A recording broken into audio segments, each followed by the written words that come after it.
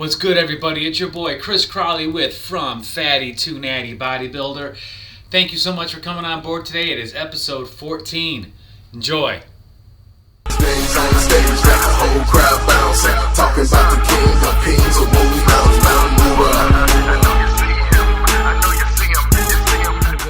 Hey folks, thank you so much for joining today. It's your boy Chris Crawley with From Fatty to Natty Bodybuilder. We are on episode 14.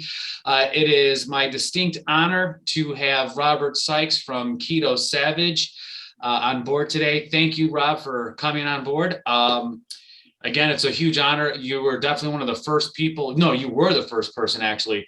When I just YouTubed ketogenic bodybuilding and natural bodybuilding, you were the first person to come up in the feed. You are a wealth of information. It's an honor to call you friend, and just being on board today is really awesome. Thank you. Hey, man, thanks for having me. I'm excited for the conversation. I appreciate all the kind words. I've been following you for quite some time, too. So seeing your evolution to the space has been pretty impressive, to say the least, man. Thank you. Thank you very much. Honestly, I think having the support that I got from you and a lot of other people in social media and here at home was definitely a driving factor, because I'm sure you've had clients and even people that you just know personally that, you know, just after maybe just losing maybe 10, 15 pounds, or let's just even worry about the number, just, you know, they're making progress, but it's hard. Mm-hmm. And it's hard to stick through, but having support from awesome folks, really, I think that was the biggest driving factor. Otherwise, I probably would have stopped and still be in the same position I was in. So it's totally, man. I definitely love the support that, you know, people have given me through the years, including you specifically. Let's just dive right in. Could you maybe give everybody your professional and bodybuilding bio? Yeah, so I probably need to update this, but from high level view, basically, I'm Robert Sikes, Keto Savage. I've been bodybuilding for 14 years now. I've been ketogenic for 7 of those years. Earned my pro card in 2017, I believe, and that was with the ketogenic approach. Haven't looked back since. I just love everything about it. I've dedicated my life to creating content and information around ketogenic bodybuilding. And like I said, man, I just love everything about it. My wife, Crystal, she does it as well. She won her first show. That's where I proposed to her. Her and I built a business together along, you know, with Keto Brick, and kind of getting more information and more content and more value out there to the ketogenic community. So the community is awesome. The diet is awesome. The lifestyle is amazing. I'm just happy to be here, happy to be a part of it, and so fortunate, so blessed to be a part of it. Outstanding. Which organization did you get your pro card with? The pro card was with GBO. I don't normally compete in GBO. I normally do WNBF, INBF. Okay. I've done a few. I've done NPC. I've done OCB. I think I've done an NBF show. I've done a bunch of different federations, but the WNBF is the one I typically compete in. Okay, outstanding. I don't know if they have. We have that here in Ohio. I know we have OCB, Natural Muscle Association, and NPC, of course, and USBF, but I'll have to check out that WNBF. I think they're mostly western side of the states, and I think OCB is mostly eastern. There's a few intermingling, but I feel like it's kind of like one's one side and the other's the other side for some reason. Right. Yeah, we don't. I'd love to get onto an INBA stage too, but I think the closest to me is either going to be going out to Chicago or going over to Virginia, and neither one are that far of a drive from Cleveland. Cleveland seems to be the center of everywhere, I guess, even though they totally come here. So on your website and in some of your talks, you mentioned how you just said it now. You've been ketogenic for about 7 out of the 14 years. And you talked about doing the bro diet, the chicken and rice, ballooning up, getting down, ballooning up, getting down.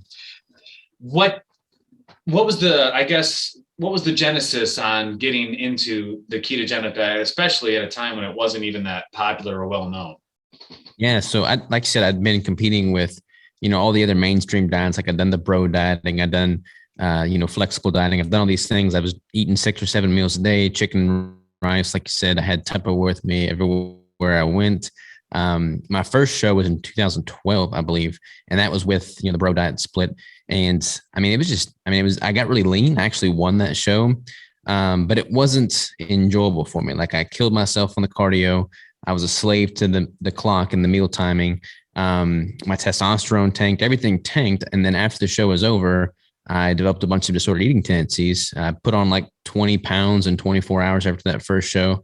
And I just knew there had to be a better way. So fast forward, I did that for honestly, I think 2 additional shows. And I was constantly trying to manipulate and use different types of dieting philosophies. And then I stumbled upon carbohydrate backloading, which was developed by John Kiefer, which is basically ketogenic during the day and then a bunch of high glycemic index carbs at night. Hence the carb backloading. And I was doing that with success in the sense that I was able to stay relatively lean. And it kind of, allowed me to lean into my binging tendencies that I had developed at that point. But at the end of the day, like you kind of know that eating a whole bunch of, donuts and stuff right before you go to bed is probably not the healthiest option. So I started looking for something outside of that. And I realized that with the carbohydrate backloading, I felt better before the introduction of those carbohydrates. I didn't really know what it was at the time. I didn't know it was keto. So I just started doing carb backloading minus the carbs, which lo and behold was pretty much keto. But like you said, there wasn't really any information out on keto at the time. I think this was back in 2014, I want to say. I think there was a one podcast from Tim Ferriss, and I think Jimmy Moore had a book out, Keto Clarity. So I figured out what those were, read those, listened to that, and then just kind of dove into the world of keto and kind of started manipulating my macros, figuring out how my gym performance was going to be changed and impacted. And lo and behold, everything continued to improve. My disordered eating tendencies started to wane. My relationship with food improved.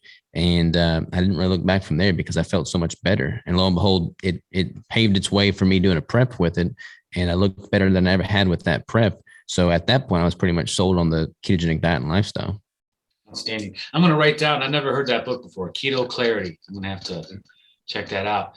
And for those of you who don't know, I even got it behind me as little product placement, Ketogenic Bodybuilding by Robert Sikes. I'll put some links in the description below. Great book. You're not going to want to put it down, folks. It's good stuff. It really is. I like it. Got a wealth of information. Some of the interviews that I've listened in the past and podcasts and the like, you mentioned that during your prep, you dropped your protein to levels that, I'd probably have it in one meal. Like you were talking in one that you dropped it down to like 65 grams. And then you kept your fat relatively high and then your carbs, of course, being close to zero. How'd you come up with those numbers, man? I mean, it worked obviously, but when I'm sitting there listening to it, I was freaking out. I'm like, 65 grams. I eat that for breakfast. Yeah. It's weird, man. Like I've seen the evolution of the keto space, the keto community over the past 7 years that I've been in it. And, for a while, everybody was afraid of protein. Protein's going to cause gluconeogenesis. You got to stay away from protein. And now it's like the pendulum has swung the other direction. And people are like giving protein this golden halo and saying, hey, eat it at excess. You can't go wrong. Eat as much protein as you want. And as is true with most things, the answer lies somewhere in the middle. For me, I don't recommend people consume 65 grams of protein. Like I think by and large, most people probably underconsume protein. Sure. I wanted to see kind of operate on the fringe extreme to see what I could tolerate without any adverse effects. So for a very finite period of time, just the last week or two leading up to that competition, my protein did get to about 65 grams. That was also in the context of having a weekly ketogenic caloric refeed. So one day of the week, the protein was higher. So my average was higher than 65 grams.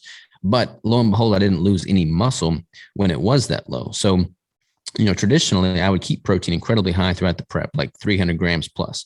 And what I found was that, I would lose quite a bit of strength and muscle. Like in traditional dieting, when I would do, bro diets of 300 plus grams protein, carbs being higher, low, depending on where I was at in the prep, and fat relatively low, my testosterone would tank, my strength and energy would tank, and I just wouldn't feel optimal. With this approach, when I did this experiment and had the very low protein for that finite period of time at the very end there, I didn't really lose any strength throughout the course of the prep. I was hitting all my same lifts, even when I was at an extreme deficit, and my testosterone was much more stable, and my energy and ability to recover from my training was also enhanced. So not to say that having low protein is optimal by any means, but it was eye-opening for me to see that I could take my protein that low without having any adverse effects in the context of being in a fat adapted state. Okay. So the fat is a very essential throughout your prep to keep your testosterone levels high. Is more the gist of how that came about then? Yeah. I mean, from a more stable hormonal standpoint, you're gonna, when you drop your calories that far for a prep, I mean, you're going to see a dip in your testosterone, especially if you are natural. So that's not uncommon at all, but it's not uncommon for natural bodybuilders to see a massive, massive drop in testosterone to the point that it's like not even healthy. And I was able to mitigate that considerably by having a relatively high fat ratio, as it relates to total calories.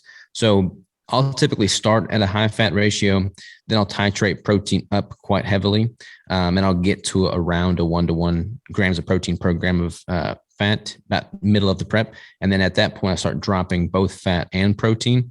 So it winds up being a slightly higher fat ratio than protein. I mean, at the end of a prep, I'm normally around between 73 and 77% of my calories are coming from fat, roughly. Oh, wow. Okay. Yeah, I did notice this last prep, the testosterone and 47 and natural. It was definitely a huge drop. And I don't think Mrs. from Fatty to Natty Bodybuilder appreciated the last few weeks of prep either, but that's okay. So you tested throughout the whole prep? I didn't test at all. I just knew like some of my, I could just feel some things going on. Like my libido was shot to hell for probably 4 weeks of the prep, to where I was just like, this is not okay at all. But I know as part of the process, it's just not one of the better parts of the process. But getting up on stage and getting my pro card, woohoo, was worth it. So I enjoyed it. Now, also the other thing, folks, if you haven't done it already, get yourself one of these bad boys, if not a bunch of them. Keto Bricks.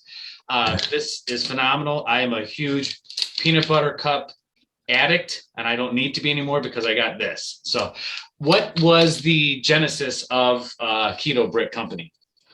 Yeah. So during my 2017 prep, which was the first prep that I was doing with a ketogenic approach, I'm all about like meal prepping. Like I like to control for as many variables as possible. I don't leave anything to chance. I track everything. I really get things dialed in. And I was only doing about, 2 meals a day, which is also quite different from what I was doing with my bro dieting. But even with those 2 meals, I was broke at the time. I was working like 4 different jobs, and I just needed to streamline my operation. I needed to streamline meal prep. I needed to streamline my nutrition and have like grab and go options. And at that point, there was no grab and go keto options that were of any quality. So I set out to design one, and the Keto Brick was born. It was never intended to be a product that I sold or a business by any means. I just started eating these things, making these and eating them. And then I was documenting my entire prep on YouTube, and people kept asking about it. Like, hey, what's this brick? Where's the recipe? Where can I buy it? How do I make it? So I just started to see, maybe there's some demand for this. And then my girlfriend at the time, Crystal, who's my wife now, and my mom were both like, you got to start making these into a product. So that's what we did. We rolled up our sleeves and made it into a food product business. And it's apparently done pretty well. And there seems to be quite a bit of demand for them. Sure, man. They're really good. And the thing is, folks, you don't have to eat the whole thing in one sitting if you don't want to. I usually chop it up and have it like at snacks throughout the day. And I love it. It definitely helps me with, I have, like you were talking earlier about food, like bad relationship with food. I've got a sweet tooth from hell that if I don't curb, I'll go right back to where I was. And that is a lifesaver for me. You also, the coolest thing, one thing I really love about Keto Brick is that it's like all locally owned and sourced and everything. Have you run into some challenges with that? And what did you do to overcome it? Yeah, it's kind of crazy right now with business and supply chain. I mean, everything's backed up, everything's increased in cost. All my suppliers have increased their cost, and we, like you said, we've kept everything in house from day one. Like most bars, especially, they outsource production and they go through a co-packer. And when you do that, those co-packers, you're kind of at the whims of the co-packers. Like if they want to outsource and find a cheaper ingredient or supplier, that's what they'll do. But I've never wanted to sacrifice the integrity of the bricks, so we've kept the production in house from day one. And we've only used the highest quality ingredients that we can source. And with that, everything's, gotten more expensive. So we recently increased our prices a little bit about a month or so back, but people don't seem to have any quarrels with it at all. They understand what's going on. They've been in full support. So we're going to keep doing right by the customers and delivering on that quality. Outstanding, man. So you've been doing bodybuilding for 14 years. I guess how has it affected your life in positive ways, negative ways? What do you love about bodybuilding? Man, I love everything about it. Like for me, I like to create a life. Like so many people live a life in which they've got like this work-life balance and one thing distracts from something else.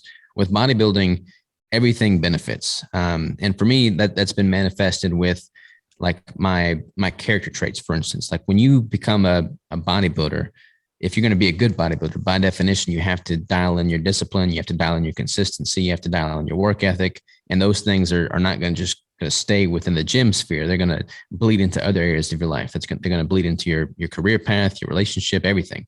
So my whole life has benefited immensely from that. Plus, it just keeps me solid, man. Like I could be having the worst day out there, but if I know that I'm at least on top of my nutrition and my training, I've got a solid foothold that I can use to climb out of whatever hole I'm in and keep making progress. Outstanding. A bad day at the gym is better than a great day at work, I always find. So it's pretty awesome that way. Well, what does the future hold for Mr. Robert Sikes? Good Lord willing. Man, we got a baby on the way. Crystal's 32 weeks pregnant. So we're I think our baby's due first week of May, I believe. So as soon as that baby pops out, I gotta get him trained up, gotta get a workout partner in him, There you go. And so that'll be interesting. We got some new Keto Brick flavors coming. We got an apparel launch coming. We're doing all of our own apparel production as well. So we're just blowing and going, man. We got some conferences that I'm speaking at. Like you said, I just published that book. So trying to get that promoted and do like a tour for that. But just hustling, man, just hustling, living each day, being grateful for it all and smiling every single day that I wake up and have the opportunity to keep doing what I love. That's awesome. I love that. That's something I hope I want to impart for a lot of folks, especially younger folks. Robert, an entrepreneur, you know what I'm saying? So going from, you spoke a while back, like you've worked in rail yards, you've had to work some really, really hard jobs. And you picked yourself up in a land of opportunity that we still have in this beautiful country. You've made something of yourself with a vision and discipline, determination, everything else. If that's one thing that I can impart on anybody is don't let days pass you by. You know what I'm saying? I mean, I'm coming up on closer to 50 than 40. And even though I'm very thankful for the job I have, it would have been a lot more fulfilling if I would have started chasing goals and becoming, pursuing passions much earlier in life as opposed to doing so now. So I'm proud of the fact that you've done that. I think that's great. You know what I mean? That you've made something, that you've done something and you've made it a career, a business, and just your persona and everything else. I think it's awesome. Get that, man. That means a lot. Oh, you're very welcome. What do you think is the best piece of advice you can give anyone who's endeavoring to get into a fitness lifestyle or bodybuilding, kind of like what we're doing? Man, like right now, I'm kind of frustrated with the whole space because there's so much division. I mean, there's so much division when it comes to nutrition. There's so much division when it comes to the best training protocol. Like if somebody's coming into the space, not really knowing which way to turn, they start Googling things, man, they're going to be more lost than they were when they started. There's just so much controversy out there right now. So my piece of advice was that you can't ever go wrong with the basics. Just stick to the basics when it comes to training. Lift hard, lift heavy, lift intensely, recover, and train like your life depended on it. And then when it comes to nutrition, I mean, you can really get dialed in and intricate with all these optimizations that you can make with regard to nutrition. But if you stick to the basics there as well and eat good quality, high nutrient dense foods, single ingredient whole foods, and get enough protein in, get enough quality fats in. You don't have to do carbs if you want to do a ketogenic approach. Eat enough calories, and then just simply, put all that together and don't worry about what everybody's saying from a negative standpoint. Just focus on what makes you feel good. Have enough self-awareness to know what does make you feel good and what doesn't, and double down on what does. Can I say it better myself? It's very frustrating when you get online and there's all these keyboard warriors that don't even have a profile pic of them flexing, but they're going to tell you how to do something. And you're like, well, it's working for me, so leave me alone. Yeah. So, yeah, man. Lastly, where can people follow you to learn more about you? Yeah. So anything Keto Savage, they can find me. So ketosavage.com, Keto Savage on social. The bricks are ketobrick.com, Keto Brick on social. And then the book, I have a website for it as well. It's ketogenicbodybuilding.com. Okay, awesome. I'll write that down and I will put that in the description as well for the YouTube channel here. Rob, thanks a lot, man. It really is awesome. And again, your support over the years has been instrumental. I really appreciate it. Becoming your friend and just getting to know each other has been awesome. And I look forward to us actually meeting someday. I guess we could compete if you want to stand up next to the Cleveland Oak, but that's on you, you know. Hey, man, I'd love to step on stage with you, brother. I think what you're doing is super admirable. Like I said at the beginning, I really admired your transformation and honestly just your zeal and happiness towards what you're doing with this. So more power to you. I'm excited that you got a YouTube channel now and you're putting content out. So keep on hustling, man. I will. Thanks a lot, brother. All right, guys. Thank you so much. And be sure to like this video. Be sure to share it with your friends. Subscribe to this channel. And God bless you guys. All right, folks. That's a wrap. I really enjoyed having Rob on today. I hope you enjoyed it too. Please be sure to like this video. Be sure to put a comment down there. Subscribe to the channel. Share this content with your friends. I really am very thankful for everybody. I love this sport, this art, and this lifestyle. I love the support that I have from all of you and all the blessings that I've received. Thank you. I love you, and I'll talk to you again soon. Bye-bye. Things on the stage got the whole crowd bouncing, talking about the king of kings of